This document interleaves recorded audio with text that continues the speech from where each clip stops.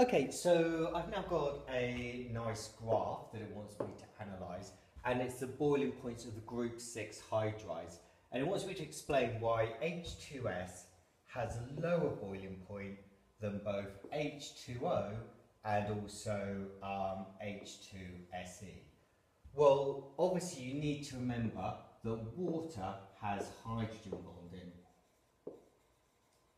which is much stronger than intermolecular forces, permanent dipole-dipole forces that these guys have.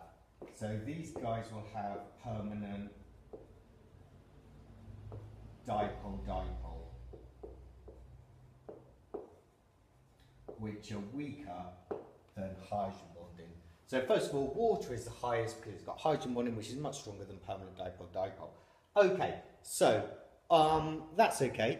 Why is the boiling point of H2S lower than here? Well, it's because H2S has much fewer electrons than H2SE, and therefore H2SE has stronger London forces, because the strength of London forces depends on number of electrons. Okay, right, so they now want me to predict the boiling point of H2PO, and it tells me the relative molecular mass is 211. So make sure that you realise that the gradient is steadily increasing as you go along this graph. So you're looking at a boiling point of around about 285 to 335 Kelvin. Right, so give me some information now.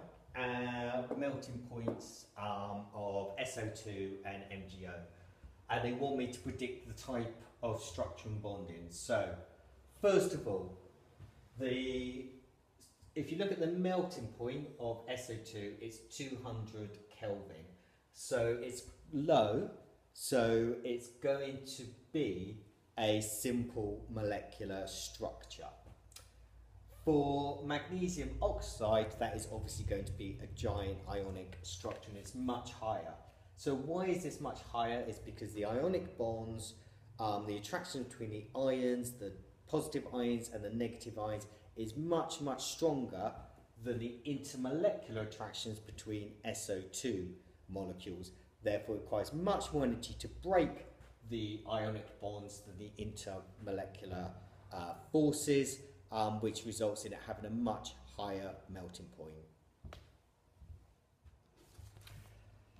Okay, so it's got calcium and strontium, group 2 metals both reacting with water.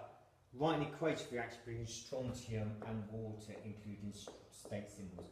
Well, strontium is of course a solid, water is a liquid, and that is going to give me strontium hydroxide, which is going to be aqueous plus H2 gas.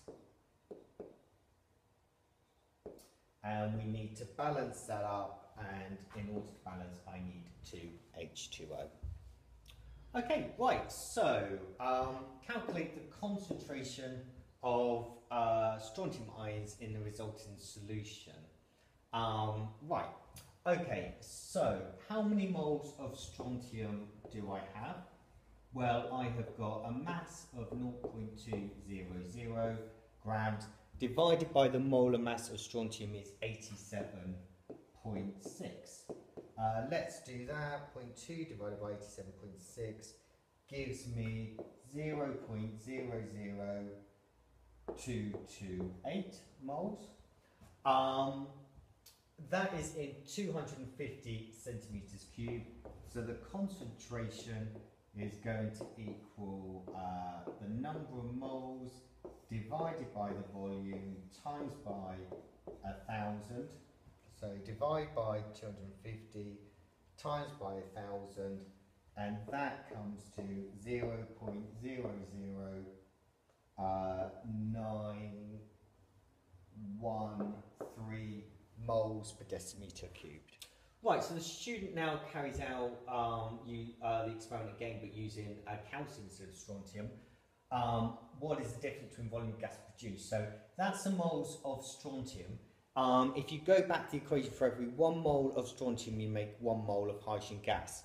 So we can use this equation, that the volume of gas is equal to the moles times by 24,000.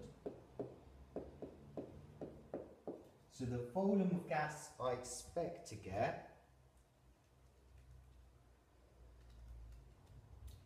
is going to be around about 55 centimetres cubed. How about for calcium? Well, moles of calcium is going to equal 0.200 divided by the molar mass of calcium, which is 40.1. So 0.2 divided by 40.1, that leaves me with 4.99 times 10 to the minus 3 moles. So the volume of gas I expect to make for that is 4.99 times 10 to the minus 3 times 24,000, which is going to equal 120 centimetres cubed. So I'm going to produce more gas with calcium than I am with strontium, because I've got more moles of calcium than strontium in the equation. Okay, so ionization energy of chlorine. So remember, you must have state symbols there in the gaseous state. So the first ionization energy of chlorine is a chlorine atom going to a chlorine ion plus an electron, and everything is in the gaseous state. Okay, it now wants me to identify the group that this element is in. Remember, you're looking for a large increase between ionization energies. So just by looking at it, you can see that is about times 2. That is about times 4. That's about 1.5 or so. And that is the same, about 1.5. So you've got a large increase between the second and the third ionization energy, and therefore it must be in group 2. The first 2 electrons have been easier to remove than the third electron, because the third electron must be in a shell.